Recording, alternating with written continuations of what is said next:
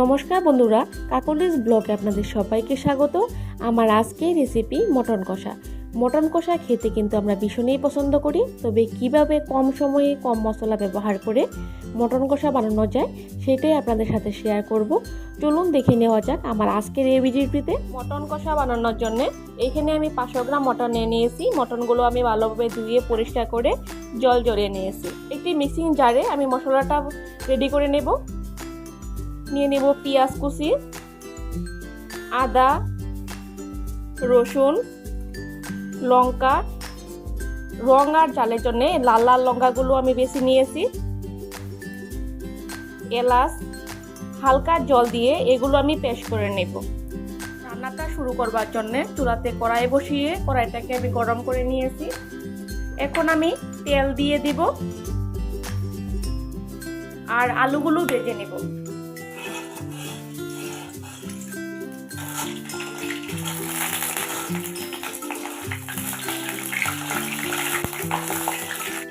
দিয়ে দিব হালকা নুন, হলুদ,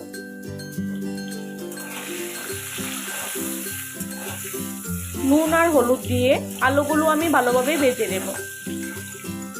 দেখুন আলুগুলো ভাজা হয়ে গেছে। এখন আমি আলুগুলো তুলে নেব।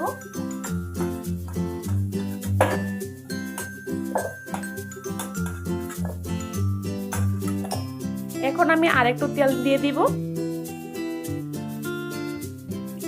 এই তেলে আমি ফোড়ন দিয়ে দিব। ফোড়নের জন্য তেজপাতা, শুকনো লঙ্কা,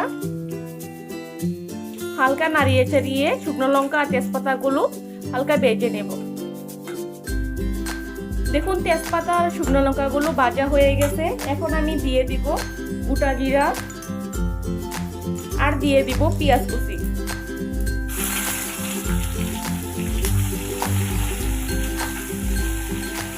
পেঁয়াজগুলো আমি হালকা করে ভেজে নেব। দেখুন পেঁয়াজগুলো হালকা নরম হয়ে এসেছে। এখন আমি কিছু গোটা গরম মশলা দিয়ে দিব, যেমন লং, চিনি, গোলমরিচ দিয়ে হালকা নাড়িয়ে চাড়িয়ে আবারও ভেজে নেব। দেখুন পেঁয়াজগুলো ভাজা হয়ে গেছে। এখন আগে থেকে পেস্ট করে রাখা মশলাগুলো দিয়ে দিব।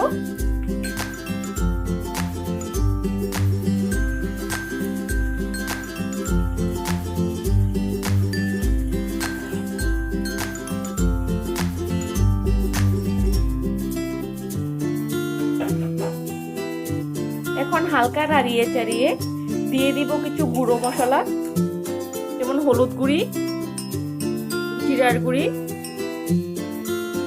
একটু মরিচের গুঁড়ি,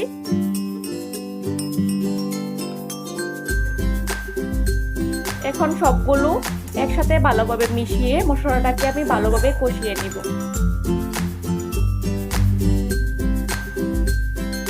দেখুন মশলা ভালোভাবে কষানো হয়ে গেছে। এখন আমি গ্যাসের ফ্লেমটাকে লতে করে রেখে আগে থেকে ফেটিয়ে রাখা টক দই দিয়ে দেব।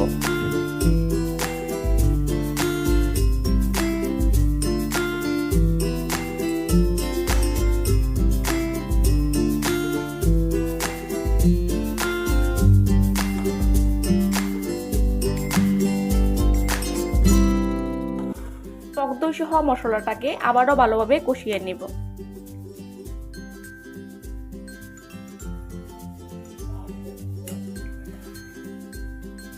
দেখুন মশলা ভালোভাবে কষানো হয়ে গেছে আর মশলা থেকে তেল বেরিয়ে এসেছে। এখন আমি মাংসগুলো দিয়ে দিব।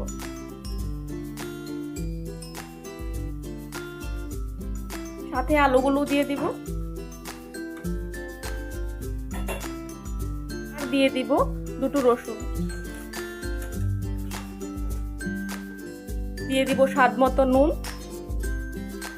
এখন নাড়িয়ে চাড়িয়ে সবগুলো একসাথে ভালোভাবে মিশিয়ে নিব।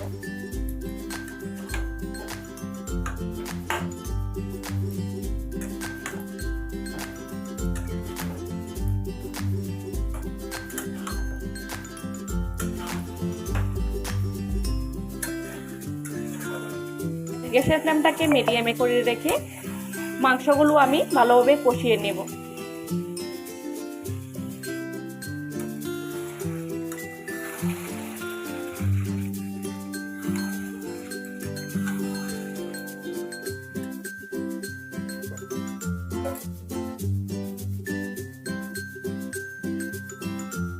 দেখুন মাংসগুলো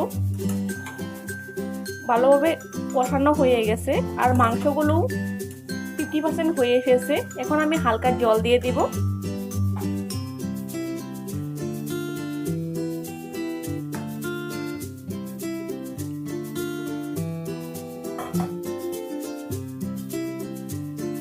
এখন আবারও আমি 2 মিনিটের মতো রেঁধে নেব। দেখুন 2 মিনিট রেঁধে নেওয়া হয়ে গেছে। এখন আমি মাংসগুলো প্রেসার কুকারে দিয়ে দিব, দিয়ে 2-3টে সিটি মেরে নেব।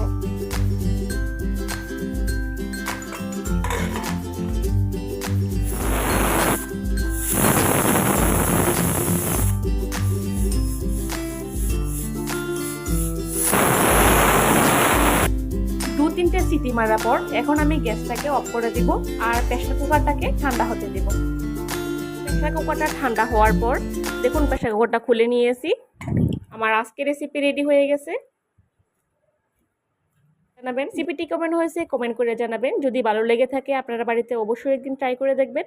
আশা করি আপনাদেরও খুব ভালো লাগবে। যদি ভালো লাগে থাকে চ্যানেলটাকে সাবস্ক্রাইব করে পাশে থেকে বেল আইকনটি প্রেস করে দিবেন। আর যারা অলরেডি সাবস্ক্রাইব করে দিয়েছেন তাদেরকে অসংখ্য ধন্যবাদ। আজকের মতো এই পর্যন্তই। আবারও হাজির হয়ে যাব অন্য কোনো রেসিপি নিয়ে। ততক্ষণ ভালো থাকুন, সুস্থ থাকুন। ধন্যবাদ।